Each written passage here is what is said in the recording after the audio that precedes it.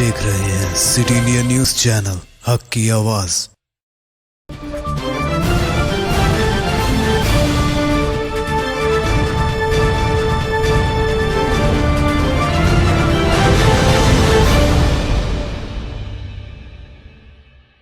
अस्सलाम वालेकुम नाज़रीन, सिटी इंडिया न्यूज़ के बुलेटिन आने दक्कन की खबरों में आपका इस्तकबाल है। मैं हूं नौशीन। सबसे पहले देखते हैं हदीस शरीफ। हदीस नबवी सल्लल्लाहु अलैहि वसल्लम।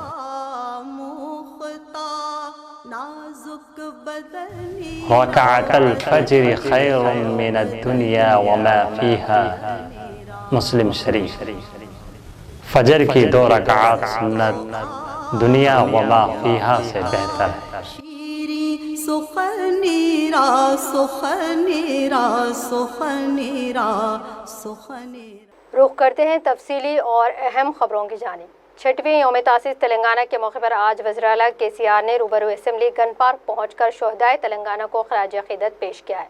क़बल इसके एक बेरोज़गार नौजवान ने चीफ मिनिस्टर के काफ़िले के दरमियान आकर चीफ मिनिस्टर की तवज्जो मबसूल करने की कोशिश की है, लेकिन वहाँ मौजूद सिक्योरिटी दस्ते ने इस शख्स को फौरी वहाँ से हटा दिया। इस शख्स का कहना था कि इसने डबल बेडरूम मकान की मंजूरी और मुलाजिमत के लिए चीफ मिनिस्टर से अपील करना चाहता था। इस शख्स का नाम रामू नायक साकिन देवरकुंडा की हैसियत से किया गया है।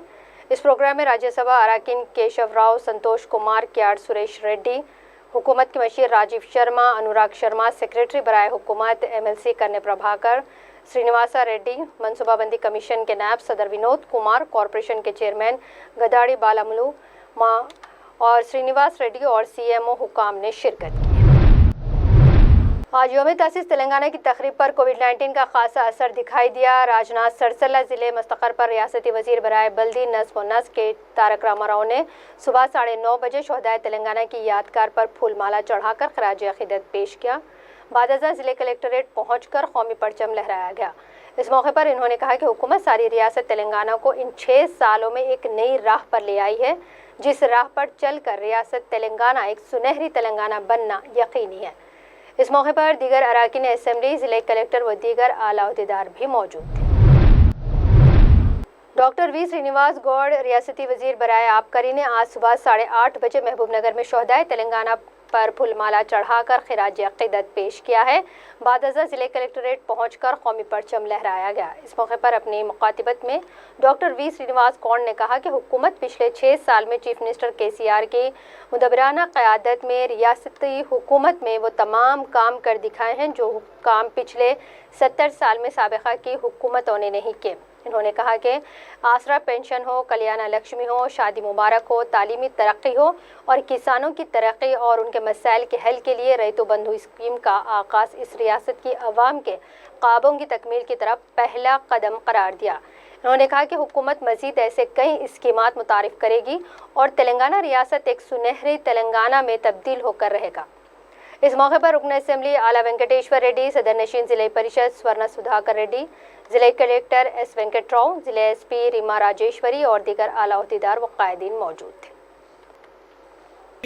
ఒక అద్భుతమైనటువంటి పథకాన్ని ఇలా తీసుకురావడం జరిగింది. అది నిరంతరంగా కొనసాగుతుంది. గ్యారెంటీగా కూడా ప్రతి పేదవానికి ఇల్లు వచ్చేంత వరకు కూడా ఈ పథకం గ్యారెంటీగా ఉంటుంది. అనేక కోఆపరేటివ్ బ్యాంకుల ద్వారా ఈరోజు గతంలో ఆ చరిత్ర చూస్తే చాలా బాధ అవుతుంది. మొన్ననే మీ మీటింగ్ పోయినప్పుడు ఇక నుంచి ఉండదు. ఖచ్చితంగా కోఆపరేటివ్ బ్యాంకుల ద్వారా పేద వర్గాలకు రుణాలు కావచ్చు, రైతాంగానికి రుణాలు కావచ్చు, వడ్డీ రుణాలు కావచ్చు, మహిళలకు IKP ద్వారా కొనుగోలు కేంద్రాలు ఏర్పరిచి బలోపేతం చేయడం జరిగింది. దాదాపు ఇప్పటివరకు 1000 కోట్లకు పైగా గత 4-5 సంవత్సరాల్లో రుణాలు ఇవ్వడం జరిగింది. మొన్న ఈ సంవత్సరంలో కూడా 150 కోట్ల రూపాయల వరకు ఈ జిల్లాలో ఇవ్వడం జరిగింది. మరి మెప్మా ద్వారా కూడా మహిళలకు ఆర్థికంగా బాగుపడడానికి కూడా అనేకమైనటువంటి కార్యక్రమాలు మరి జిల్లా యంత్రాంగం కూడా కష్టపడి ఒక వినూత్నమైనటువంటి పద్ధతిలో మహిళలకు చేయూతనివ్వాలి, పేద కుటుంబాలకు ఆర్థికంగా ఉపయోగపడేటువంటి ఏమేమి చేయాలనేటువంటి అనేక కార్యక్రమాలు చేయడం జరిగింది.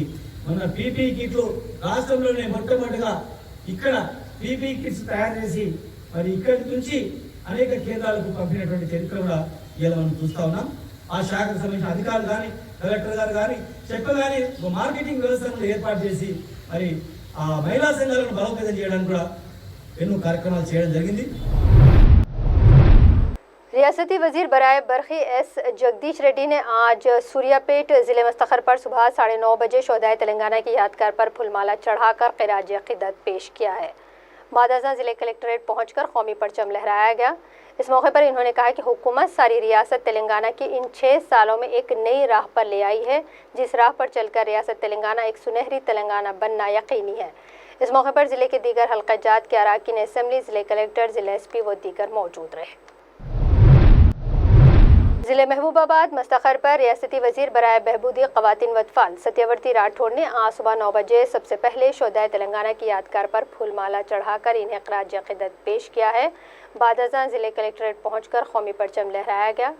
इन्होंने कहा कि चीफ मिनिस्टर KCR की क़यादत में तेलंगाना हुकूमत के इक़दामात के चलते रियासत तेलंगाना एक सुनहरी तेलंगाना बनेगा।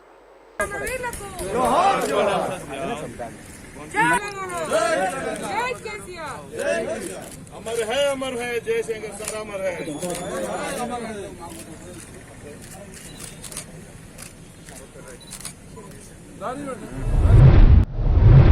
आज यौम तासीस के मौके पर हमारे एडिटर तकी हुसैन और ब्यूरो चीफ ज़फ़र खान ने वज़ीर दाखिला तेलंगाना मोहम्मद महमूद अली से मुलाकात की। इस मुलाकात के दौरान वज़ीर मौसूफ ने कहा कि चीफ मिनिस्टर के चंद्रशेखर राव की क़यादत में चलाई गई तहरीक तेलंगाना की कामयाबी के बाद अब रियासत को सुनहरे तेलंगाना बनाने का ख्वाब पूरा होने जा रहा है।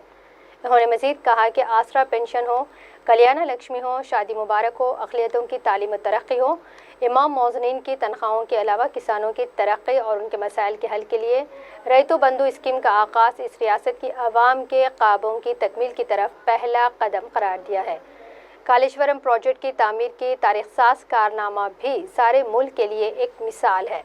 इन्होंने कहा कि हुकूमत मज़ीद ऐसे कई स्कीमात मुतारिफ़ करेगी और तेलंगाना रियासत एक सुनहरी तेलंगाना में तब्दील होकर रहेगा। सारी कंट्री में सबसे ऊंचा मुकाम अगर किसी का है तो तेलंगाना स्टेट का है। हमारे CM साहब ने कालेश्वरम प्रोजेक्ट बनाकर 50 लाख एकड़ ज़मीन को पानी प्रोवाइड किया। आज महबूब नगर में भी प्रोजेक्ट चल रहे हैं। CM साहब यही चाहते हैं हमारा तेलंगाना हरा भरा रहे, तरक्की याफ्ता रहे, तेलंगाना का हर शख्स खुशहाल रहे। ख़ास तौर से किसान हमेशा बहुत परेशान रहा करते थे, मगर तेलंगाना बनने के बाद जिस तरह हमारे आनेबुल CM साहब ने फार्मर्स को सहूलत पहुँचाने की कोशिश की, उसकी मिसाल हिंदुस्तान में नहीं मिलती। सारे हिंदुस्तान में अगर कोई स्टेट है, फार्मर स्टेट है, तो वो तेलंगाना स्टेट है। यहाँ के किसानों को रैतु बंधु स्कीम के तहत 1 एकड़ पर 2 मरतबा 5-5 हज़ार रुपये दिए जाते हैं। किसान को आज 1 रुपया भी लगाने की ज़रूरत नहीं है। उसी तरह जो किसान चाहे वो 2 गुंठे भी ज़मीन रखते हैं, खुदा न खास्ता किसी वजह से किसी का इंतकाल हो जाए तो 5 लाख रुपए हुकूमत की तरफ से जो इंश्योरेंस किया गया उस इंश्योरेंस से दिए जा रहे हैं। ये बहुत बड़ा काम है CM साहब का। और आज इस स्टेट में हमारा प्रोडक्शन काफ़ी, तेलंगाना बनने से पहले जितना प्रोडक्शन था हमारा एग्रीकल्चर के अंदर, आज थर्ड टाइम तक 3 गुना इजाफा हो चुका है। पहले डबल हो चुका था, अब इस साल तो इंशाल्लाह आने वाले साल में बहुत बड़ा प्रोजेक्ट काम कर रहा है एग्रीकल्चर के ऊपर। और हमारे CM साहब किसानों के लिए और आम आदमी के लिए भी, आज हमारे पास हर आदमी के लिए CM साहब कुछ ना कुछ उनको मदद की है। सबसे पहले तेलंगाना बनने के बाद पावर का बहुत बड़ा शॉर्टेज था हमारे स्टेट। आप जानते हैं ना, पावर एक ऐसी चीज़ थी, बगैर पावर के इंसान रहना मुश्किल था, फैक्ट्री चलना मुश्किल थे। फैक्ट्रीज़ को 3-3 दिन हॉलीडेज़ दिए जाते थे। क्या हॉलीडेज़? Power holidays. और आज सरप्लस पावर में है तो हमारी स्टेट है। उसी तरह हर शोबे हयात में हमारी स्टेट बहुत तेज़ी से तरक्की करेगी। रियासती वज़ीर ख़जाना T हरीश राव ने यौम तासीस के मौके पर सिद्दीपेट ज़िले मुस्तखर पर शोहदाए तेलंगाना की यादगार को कालेश्वरम के गोदावरी के पानी से नहलाया और गुलहाए अक़ीदत पेश करते हुए खराज अक़ीदत पेश किया है। इस मौके पर इन्होंने कहा कि चीफ मिनिस्टर KCR की मुदब्बिराना क़यादत में कालेश्वरम प्रोजेक्ट की तामीर का तारीख़-साज़ कारनामा भी सारे मुल्क के लिए एक मिसाल है। उन्होंने कहा कि हमारी हुकूमत जो इक़दामात कर रही है, यकीनन इससे तेलंगाना की आवाम के ख्वाबों की तकमील होगी। ఇంటింటికి త్రాగునీరు స్వాతంత్రం వచ్చిన ఇన్నేళ్ల తర్వాత కూడా దేశంలో ఏ రాష్ట్రంలో జరగని విధంగా తెలంగాణ రాష్ట్రంలోని ప్రతి ఇంటికి స్వచ్ఛమైన శుద్ధి చేసిన త్రాగునీరు అందించిన తొలి రాష్ట్రం ఈ దేశంలో మన తెలంగాణ రాష్ట్రం। ఇలా అనేక విజయాలను ఇవాళ తెలంగాణ ప్రభుత్వం సాధించింది। ముఖ్యంగా పల్లె ప్రగతి, పట్టణ ప్రగతి పేరు మీద ఇవాళ పల్లెలను మరి అద్భుతంగా తీర్చిదిద్దారు. గాంధీజీ గారు కలలు కన్న గ్రామ స్వాతంత్రం ఇవాళ పల్లె ప్రగతి ద్వారా తెలంగాణ ప్రభుత్వం సాధించింది. ఇవాళ పల్లెల్లో ఒక స్వచ్ఛత కనబడతా ఉంది. పల్లెల్లో అద్భుతమైనటువంటి రహదారులు, వీధి లైట్లు, మరి త్రాగునీరు, అన్ని సకల సౌకర్యాలతోని ఇవాళ పల్లెలను అద్భుతంగా తీర్చిదిద్దుకున్నాం. అదేవిధంగా ఈరోజు గ్రామాల్లో మీరు చూసినట్టయితే దేశంలో ఎక్కడ లేని విధంగా ప్రతి గ్రామ పంచాయతీకి ట్రాక్టరు, ట్యాంకరు, ట్రైలర్ ఇచ్చినటువంటి తొలి రాష్ట్రం ఇవాళ తెలంగాణ రాష్ట్రం. ఇలా ఎక్కడ కూడా ఇట్లాంటి ఆలోచన జరగలే. చిన్న చిన్న కుగ్రామాలకు 250 జనాభా ఉన్నటువంటి చిన్న పల్లెల నుంచి మొదలుకొని పెద్ద పెద్ద నగరాల వరకు కూడా మరి పారిశుద్ధ్య నిర్వహణ కోసం ఈరోజు ట్రాక్టర్లను సమకూర్చినటువంటి ముఖ్యమంత్రి గారు మన కేసీఆర్ గారు. अलहदा रियासत तेलंगाना के क़याम से पहले अजीम तर शहर हैदराबाद की तरक्की के लिए आंध्राई हुक्मरानों ने कभी कोई मनसूबाबंदी से काम नहीं किया, लेकिन जब अलहदा रियासत का क़याम अमल में लाया गया और चीफ मिनिस्टर केसीआर की क़यादत में तेलंगाना में टीआरएस पार्टी की हुकूमत के क़याम के बाद से शहर हैदराबाद की तरक्की को यकीनी बनाया गया। हैदराबाद में बुनियादी सहूलियात पर तवज्जो दी गई। सड़कों की तामीर, आउटर रिंग रोड के तातुलशुदा काम की तकमील की गई और शहर को गोदावरी से पानी पहुंचाया गया और कई एक ऐसे काम किए गए हैं जो पिछले 70 साल में नहीं किए गए और अब आगे भी। जमा साल रियासती वजीर बराए बल्दी नस्मोनस केटीआर की क़यादत में 50,000 करोड़ के जरिए अजीम तर हैदराबाद को बैनुल-अक़वामी शहर के तौर पर तरक्की देने का अमल जारी है। ఒకటి హైదరాబాద్ మహానగరంలో గతంలో మరి వాళ్ళ జిహెచ్ఎంసి కొత్తగా ఏర్పడ్డ మరి ఆ సమీపంలో హైదరాబాద్ నగరానికి డెవలప్మెంట్ విషయంలో ఒక సమగ్రమైన ప్రణాళికబద్ధంగా హైదరాబాద్ నగరాన్ని ముందు తీసుకుపోవడంలో కొంత ఉమ్మడి ఆంధ్రప్రదేశ్లో కానీ మరి ఆ తర్వాత అంతకు ముందు కానీ మరి కొంత ఆ పరిస్థితులన్నీ కూడా అనుకూలించి మరి ఇలా పూర్తి స్థాయి కాన్సన్ట్రేషన్ కూడా మరి ఆ పాలకులు పెట్టక హైదరాబాద్ నగరం ఒకవైపు నుంచి ఇంకోవైపుకు ఒక ప్రణాళిక రహితంగా పెరుక్కుంటూ పోవడం జరిగింది.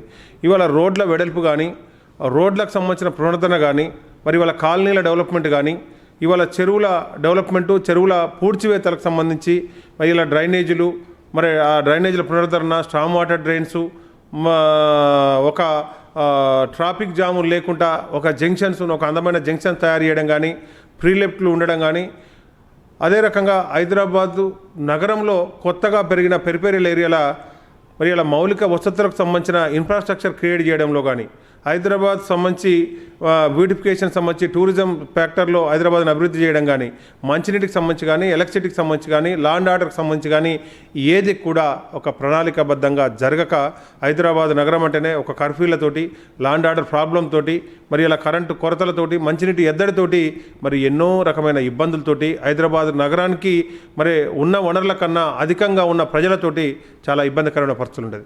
ఇలా ఆఫ్టర్ తెలంగాణ రాకముందే గౌరవ ముఖ్యమంత్రి కేసీఆర్ గారికి తెలంగాణ వచ్చినాక తెలంగాణను ఏం చేయాలి, హైదరాబాద్ నగరాన్ని ఏ రకంగా అభివృద్ధి పదంలో ముందుకు తీసుకుపోవాలన్న దాంట్లో ఒక నిర్దిష్టమైన, ఒక పటిష్టమైన ప్రణాళిక ఉంది. కాబట్టి మరి ఆ ప్రణాళిక తగ్గట్టుగా ఇలా కేసీఆర్ గారు మరి తెలంగాణను ఏ రకంగా అయితే బంగారు తెలంగాణ చేయాలనుకుంటారో హైదరాబాద్ నగరం కూడా ఒక అంతర్జాతీయ నగరంగా, ఒక విశ్వనగరంగా తీర్చిదిద్దడానికి అన్ని అంగులు, అన్ని సంబంధించిన మౌలిక వసతులు హైదరాబాద్ నగరంలో ఉన్నాయి. కాబట్టి దానికి అనుగుణంగా హైదరాబాద్ నగరాన్ని డెవలప్ చేయాలన్న దాంట్లో హైదరాబాద్ నగరం చుట్టూ ఉన్న రింగ్ రోడ్డును మరి అలా అసంపూర్ణంగా ఉన్న రింగ్ రోడ్డును పూర్తి చేయడం, దానిమ్మ డెవలప్మెంట్ ఏం రావాలి, ఎలా ఉండాలన్న దాంట్లో హైదరాబాద్ నగరంలో ఇప్పటికే కొన్ని చెరువులు పూడ్చివేతలు ఇవన్నీ కూడా జరిగినాయి. कांग्रेस की जानिब से महबूबनगर के आबी प्रोजेक्ट्स के अदम तकमील के खिलाफ यौम तासीस के मौके पर एहतजाज का ऐलान किया गया था। MP मलकाजगिरी व कारगुजार सदर रियासती कांग्रेस पार्टी रेवंत रेड्डी ने आज कोड़ंगल पहुंचकर एहतजाज दर्ज करने का मंसूबा बनाया था, लेकिन मकामी पुलिस ने घर पर महरूज करते हुए इनके एहतजाज को नाकाम बना दिया, जिस रेवंत रेड्डी ने कहा कि ये एक गैर जमहूरी अमल है और जमहूरियत के कत्ल के मुतरादिफ है। आरती नामी एक 24 साला जिन्होंने 3 दिन कबल अपने बच्चे को जन्म दिया था, हैदराबाद के चिंतल बस्ती के विजय मैरी अस्पताल में ज़ेर इलाज थी और छाती में शदीद दर्द की शिकायत के बावजूद किसी ने इन पर ध्यान नहीं दिया और इसी तरह डॉक्टरों के गफलत के बाइस आरती फौत हो गई है। डॉक्टरों की इस लापरवाही पर लवाहिकीन ने अस्पताल के सामने धरना दिया और आला हुकाम से इन डॉक्टरों के खिलाफ सख्त कार्रवाई का मुतालबा किया गया है। हुकूमत की जानिब से जारी अम्मा की 8 तारीख से मसाजिद को खोल देने की इजाज़त दिए जाने के बाद मसाजिद की हकपाशी और सैनिटाइजेशन का काम तेज़ी से जारी है। मसाजिद की इंतजामी कमेटियों की जानिब से सैनिटाइजेशन के लिए खुसूसी दस्ते को काम सौंपा गया है। हमारे ब्यूरो चीफ हैदराबाद जफर खान ने इस काम को अंजाम देने वाली टीम से बात की। आइए डालते हैं इस पर एक तफसीली नज़र। और अब इस वक्त मैं मौजूद हूँ गदा बेग मस्जिद, जो कि हैप्पी होम्स कॉलोनी में आती है। चलिए यहाँ पे आते हैं, चल के देखते हैं। यहाँ पे भी सैनिटाइज़ किया जा रहा है। इस मस्जिद को भी देख सकते हैं यहाँ पर किस तरह से सैनिटाइज़ किया जा रहा है। और ये पूरे फ्लोर्स पे किया जा रहा है, फर्स्ट फ्लोर, सेकंड फ्लोर। अब इस वक्त मैं मौजूद हूँ फर्स्ट फ्लोर पर। ये आपको बता दें कि ये क्लीन से पहले कैसे क्या हालत उसकी रहती है देखिए अब, और क्लीन के बाद में देखिए आप किस तरह से वो नज़र आता है। वो ये आपको बताया जा रहा है, आप वीडियो में भी देख सकते हैं। ये पूरी तरह से साफ़ सफाई करता है। और आपको ये बात बता दूं कि ये जो साफ़ सफाई यहाँ पर कर रहे हैं, उन्होंने शहर की कई मस्जिदों में इस तरह से सैनिटाइज़ किया है और साफ़ सफाई की है उसकी। और एक बात आपको ये भी बता दूं कि शहर के हैदराबाद की जो सबसे बड़ी मस्जिद है मक्का मस्जिद में भी उन्होंने सैनिटाइज़ किया है उसको, और पूरी मस्जिद को इन्होंने ही सैनिटाइज़ किया है। और कई मस्जिदें हैं शहर की, और हम इनसे ये जानेंगे यहाँ पर। अस्सलाम वालेकुम। सबसे पहले आप आपका नाम बताएं। जी, मेरा नाम मोहम्मद अब्दुल वहाब अंसारी है। वहाब अंसारी साहब, आपने शहर हैदराबाद की कितनी मस्जिदों में सैनिटाइज़ किया है अभी तक? तकरीबन अब तक 30-40 मस्जिदों में अब तक तो सैनिटाइज़ कर लिया हूँ, क्योंकि लॉकडाउन का वक्त अभी तो ख़त्म हो रहा है। और माशाल्लाह से मैं 6-7 साल से मक्का मस्जिद का भी काम मैं खुद करता हूँ। तो और ये हमारा जो क्लीनिंग का जो मशीन है, दो स्पेशल कारपेट के लिए डिज़ाइन करे हुआ है, क्योंकि कारपेट एक ऐसी चीज़ है, बहुत सारे लोग पानी डाल दे के करके कारपेट को ख़राब कर देते हैं। और इसमें जितना रिक्वायरमेंट पानी का कारपेट को लगता है ना, हम उसी के हिसाब से यूज़ करते। और ये कारपेट हमारे मशीन से, कोई कारपेट में कोई किसी के पास ऐसा मशीन नहीं है जो हम कारपेट का मशीन सर्विस प्रोवाइड करते हैं। मशीन तो अभी इस वक्त कारपेट के लिए आप यूज़ करे बता रहे हैं, अभी सैनिटाइज़ कर रहे हैं आप। जब नॉर्मल डेज में जब करते थे आप, वो किस तरह से, या इसी मशीन से यूज़ करते थे या फिर कुछ और तरीके से यूज़? नहीं, सेम हमारा प्रोसीजर सेम है। वो वक्त भी ऐसी है। और इसमें सैनिटाइज़ का माने है कि साबुन का यूज़ करो आप, पूरे जरासीम चले जाते। तो हमारे लिक्विड में ऐसे रहते कि पूरे चीज़ जरासीम वगैरह सब मर जाते हैं। वैसा यानी कि इस पे इजाफा यही हुआ है कि सिर्फ सैनिटाइजर ज़्यादा एक यूज़ हो रहा है, बाकी पूरा तो पहले से जैसा सफाई करते थे उसी तरह से हो रहा है। उसी तरह से। और जी हाँ। अच्छा, तो आपको ये मक्का मस्जिद में आप पिछले 6 साल से कर रहे हैं, 7 साल से कर रहे हैं, इतनी बड़ी मस्जिद है, कितने वक्त लगता है आपको वहाँ पे? मैं ये हमारा मस्जिद, ये मशीन तक इसको नॉन स्टॉप चला सकते हैं इसको। इसके ये मशीन के ऊपर हम नॉन स्टॉप काम करते, और हम 2 दिन के अंदर मक्का मस्जिद का अल्हम्दुलिल्लाह काम हैंडओवर कर देते। हाँ, 2 दिन के अंदर, 2 दिन 2 रात में मैं मक्का मस्जिद का काम हैंडओवर कर देते। कितने लोग लगते हैं? 3 से 4 लोग ही काम करते हैं बस उतना ही, इतना जल्दी। और उसमें ना तो बो आती हम काम करें सो जगह, और ना तो गिलाजत रहती, और काम हमारा देख के पसंद करके हमारे को बराबर हर साल हमारे को ही मिलता, दूसरे लोगों को नहीं मिलता वहाँ का कंटेंट। कितने मतलब इसकी, जैसा कि हर चीज़ की कोई वारंटी वो ही रहती है, तो यह मतलब फिर कितनी देर तक उसकी वैलिडिटी रहती है साफ़ सफाई के बाद? यानी कितने बार तक हम यूज़ कर सकते, कितने दिन तक यूज़ कर सकते हैं इसको? मंथली अगर आपको क्लीन कराना रहा कारपेट को, तो ऐसा देखा गया है कि 4 महीने में एक बार करा लिया जाए तो बहुत बेटर रहता है। 4 मंथ में क्लीन करने का अगर करा लेते रहे तो बहुत अच्छा रहता है। तो चलिए, बहुत सही बात बताई इन्होंने कि अगर मंथली या फिर 2-3 महीने में भी अगर करवाते गए तो बहुत अच्छी बात रहेगी। तो ये बात थी, और ये सफाई थी यहाँ की गदा बेग मस्जिद में। आप देख सकते हैं फर्स्ट फ्लोर पे। शहर की और भी मस्जिदों के हालात हम आपको बताएंगे, और लोगों के पास वहाँ जाएंगे, हम जानेंगे कि जिस तरह से हुकूमत के जानिब से ये 8 तारीख को मस्जिदों को यानी इबादतगाहों को भी खोलने की इजाज़त दे चुकी है, तो लोगों का क्या ख्याल है और किस तरह से वो साफ़ सफाई करवा रहे हैं और क्या इंतज़ाम किया है मुसल्लियों के लिए। आगे और वीडियोज़ में हम आपको ये तमाम चीज़ें बताएंगे। कनेक्टिविटी चांसलर प्रोग्राम के तहत ग्रेजुएट सतह की तलबा में आलमी वबा कोविड-19 के मुतालिक मुख्तलिफ उन्वानात पर मुकाबला मुनक्किद किया गया था। इन मुकाबलों में ज़िले नारायणपेट की एक तालिबा आयशा मुबीन बिनते मासूम मोहम्मद ताज, जो कि महबूब नगर NTR डिग्री कॉलेज में ज़ेर तालीम है, इनाम अव्वल के लिए मुस्तहिक करार दी गई हैं। आज योम तासीस के मौके पर राजभवन में मुनक़िदा एक पुरअसर तकरीब में रियासती गवर्नर मोहतरमा तमसीली सौंदर्य राजन के हाथों इन्हें इनाम से नवाजा गया है। इन्हीं के साथ दीगर अजला हैदराबाद, निज़ामाबाद के तलबा को भी इनामात से सरफराज किया गया। सिटी इंडिया न्यूज़ की जानिब से मिल्लत के इस होनहार बेटी को मुबारकबाद पेश की जाती है। हमारे ब्यूरो चीफ जफर खान ने इस प्रोग्राम का अहाता किया है। यहाँ इस वक्त मैं मौजूद हूँ राजभवन हैदराबाद में। जैसा कि आप जानते हैं यूनिवर्सिटी लेवल पर एएस कंपटीशन किया गया था, जिसमें कई नौजवानों ने, कई लोगों ने उसमें अपना पहला मुकाम हासिल किया है और कई शहर के और आसपास के रहने गाँव वालों, विलेजेस के भी कई लोगों को यहाँ पर बुलाकर उन्हें अवार्डों से नवाजा गया है। आज इस वक्त मेरे साथ एक मेहमान मौजूद है और उनसे जानते हैं। सबसे पहले आपका नाम बताएं मैडम। बिस्मिल्लाहिर्रहमानिर्रहीम, अस्सलाम वालेकुम वरहमतुल्लाहि बरकातहू। मेरा नाम नूर मोहम्मदी है। मैं पीएचडी स्कॉलर हूँ उस्मानिया यूनिवर्सिटी की। और यहाँ पर आज से 1 महीना पहले एक चांसलर कनेक्ट नाम का एक वेबसाइट डेवलप किए थे, जिस पर तमाम हायर एजुकेशन वालों से ये गुजारिश थी कि अपने अपने आर्टिकल्स या स्टोरीज़ या पोएम्स, कुछ भी जो भी आपके लिख सकते, जिसमें आपको इंटरेस्ट है वो लिख सकते हैं। तो लिखकर इस ईमेल पे आपको पोस्ट करना था, ताकि इसके ज़रिए जो लोग यानी कि जो घर में बैठे हुए हैं, जो कुछ काम नहीं कर रहे हैं, उनके लिए, स्टूडेंट्स के लिए एक बेहतरीन अपॉर्चुनिटी थी, एक मौका था कि अपने अपने ख़यालात का इजहार कर सकें। इसके ज़रिए से लोगों में एक शऊर भी पैदा हुआ कि हम लोग किस तरह से जूझ रहे हैं, किस यानी मुख्तलिफ प्रॉब्लम्स फेस कर रहे हैं घर में। और इसके अलावा रोल ऑफ मास मीडिया, सबसे इम्पोर्टेंट ये था कि मास मीडिया का रोल किस तरह से चल रहा है कोविड-19 के दौरान। उसी पर मैंने अपना आर्टिकल लिखा था और अल्हम्दुलिल्लाह उस पर मुझे फ़र्स्ट प्राइज़ मिला है मुझे। माशाल्लाह। इसी वक्त, इसी मौके पर हम अपने तमाम टीवी इंडिया, सिटी इंडिया की जानिब से आपको मुबारकबाद पेश करते हैं। और इस खुशी के मौके पर आपकी उम्र के या फिर आपसे जो छोटे न्यू जनरेशन के लिए आप क्या मैसेज देना चाहेंगे हमारे इस टीवी चैनल के ज़रिए से?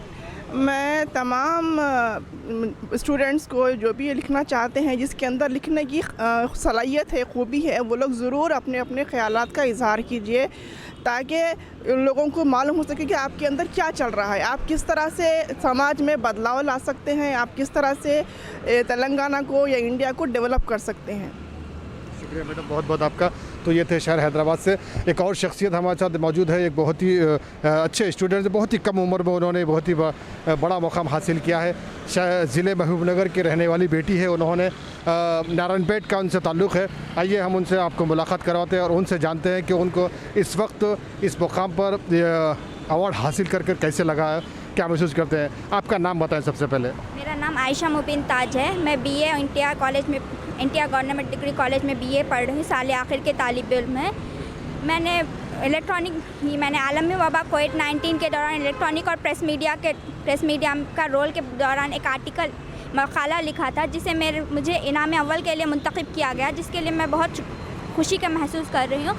और मैं हमारे तेलंगाना रियासत की गवर्नर डॉक्टर तमिलसाई सुंदरराजन का शुक्रिया अदा करती हूँ कि उन्होंने रियासत की तमाम तलबा के लिए एक मुकाबला रखा, जिस दौरान कोविड-19 की वजह से स्कूल्स, कॉलेजेस, सभी बाज़ार भी बंद था। उसी दौरान एक हमारे लिए, एक तलबा के लिए एक मुकाबला रखा गया।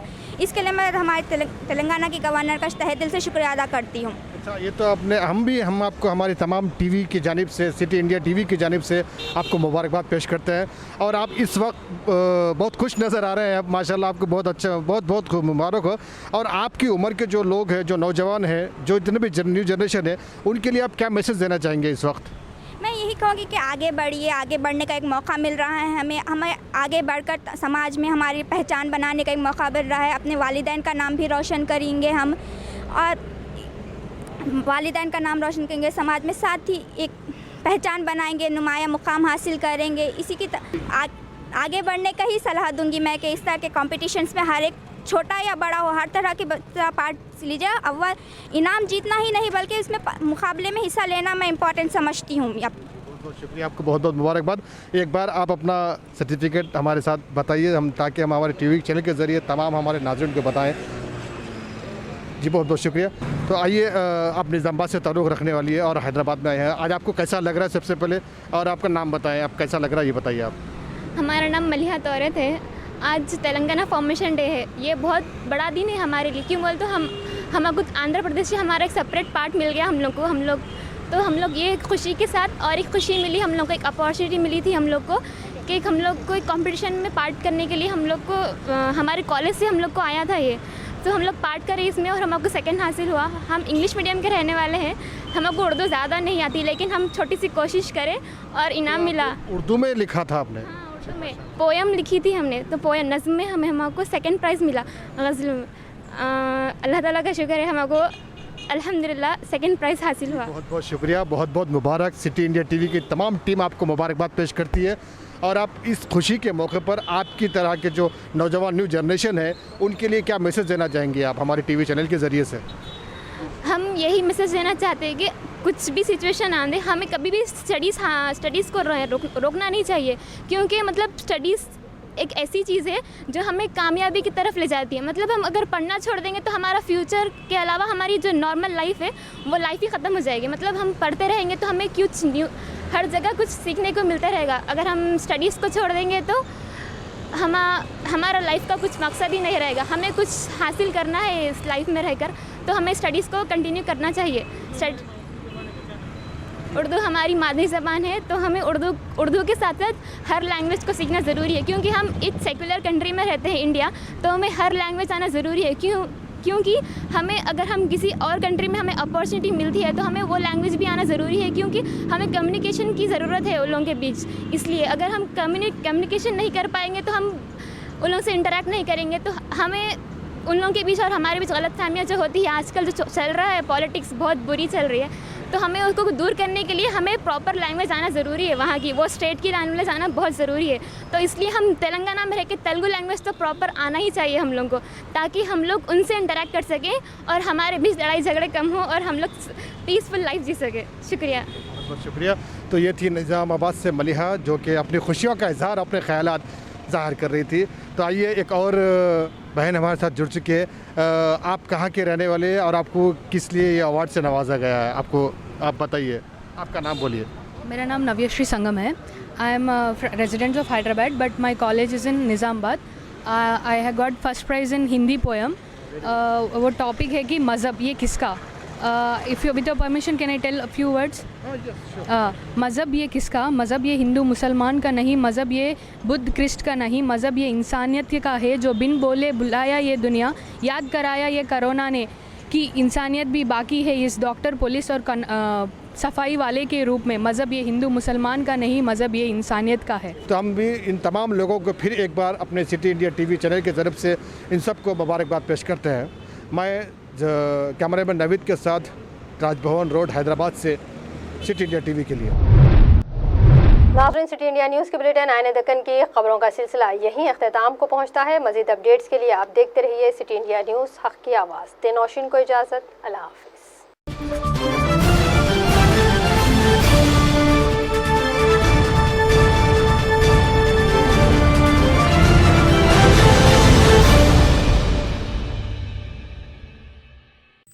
दोस्तों, अगर आपको हमारी न्यूज़ और एंटरटेनमेंट तमाम प्रोग्राम पसंद आते हैं तो फिर लाइक करें, शेयर करें और सब्सक्राइब करें।